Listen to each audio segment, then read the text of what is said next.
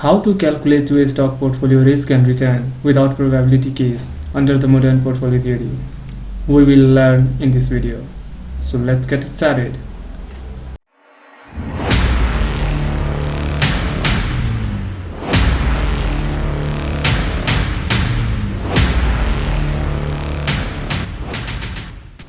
Alright, so here we have a question, this one.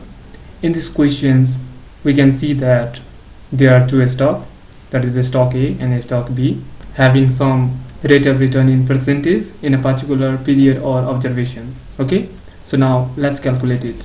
Alright, this is the solution sheet. Okay, and we will use this sheet. I have already prepared it here to save our time. And before I show you the calculation of this worksheet, I'm going to tell you something. We have 7 steps followed by the preparing the computation table, identification of investment weight for stock, calculation of number of period or observation, individual risk and return of the stock, and then after calculation of the covariance and correlation coefficient value of stocks, portfolio risk and return of stock, and conclusion and decision. Okay, now you can see also I have partially done with the 2 steps, that is the step first and step 2. Okay, which are nothing but it's a question part. Now let's calculate the computation table of this step, and it can be calculated by simply following this column. Okay, now let's calculate this column, and it can be calculated by using this formula. Okay, so I'm going to calculate it. So press the equal to sign, press the open parenthesis, now this minus ER. ER means our expected rate of return, and now press the F4 key to absolute reference, press the close parenthesis, now press the power sign from your keyboard, now press the value 2, and now press the enter key. Alright, now select here and drag from here to here. Okay, similarly for this column we can calculate the same as earlier. Okay, so let's calculate it quickly.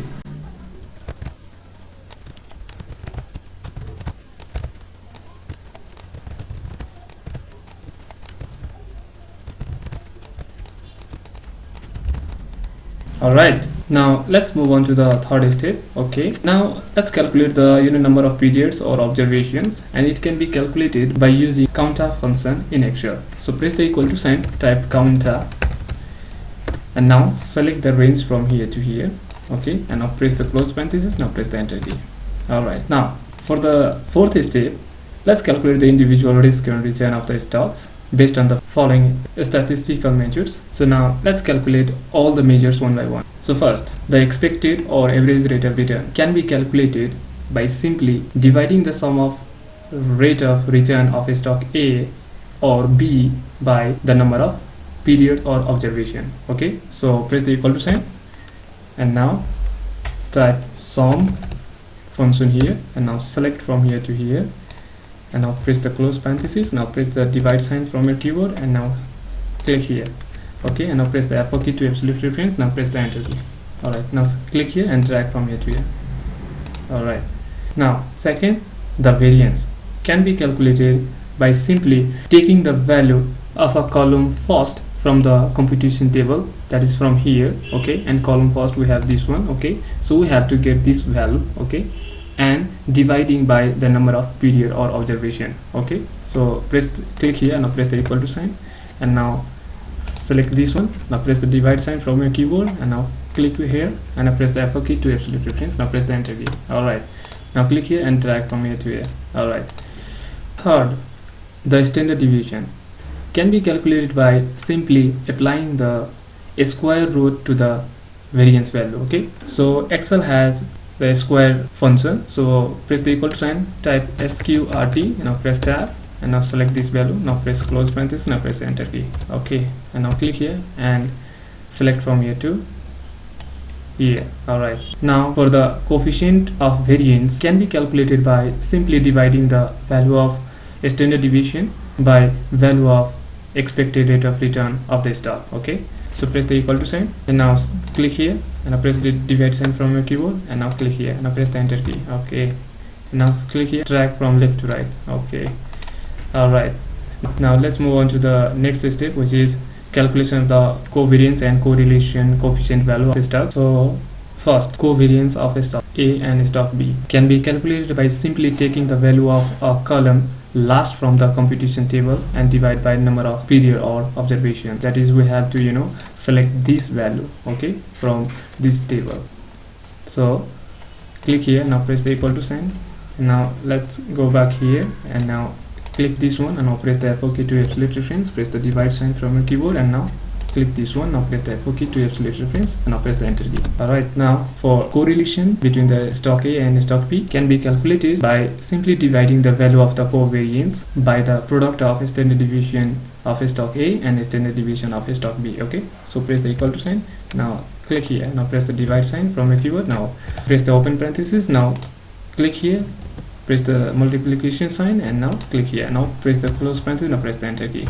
Okay, now for the next step, which is calculation of the portfolio risk and return of stock. So first, portfolio expected return can be calculated by adding the weighted rate of return of a stock A and the weighted rate of return of stock B. Okay, while the weighted rate of return is the product of the rate of return and weight of the stock. Okay, so let's calculate it. So press the equal to sign, and now simply let's click here, times this one plus click here times this one. Now press the enter key. Alright, second, portfolio expected risk can be calculated by using the formula displayed on the right side of this sheet, that is here. You can use this formula. Okay, so I'm going to use this formula and show you the value.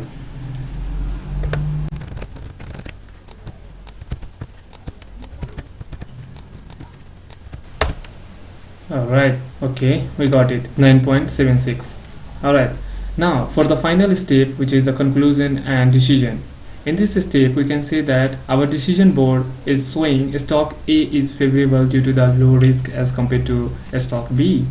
Decision can be made based on the rate of return too. I have made the decision based on the rate of risk or level of risk, because the risk and return have a positive relationship. Okay, so you can use either return or risk to make the decision. Okay, there is a thumb rule: higher the risk, higher the return, and lower the risk, lower the return. Okay, and let me tell you, I have made this decision board automated by using the if function. You can see here. Alright, I'm going to zoom in. Okay, now you can see that. Okay, now press the enter key. Finally, we calculated the portfolio risk and return. Okay, so that's all for now. If you find it useful, please hit the like button and don't forget to subscribe to this channel. See you in the next video. Signing off.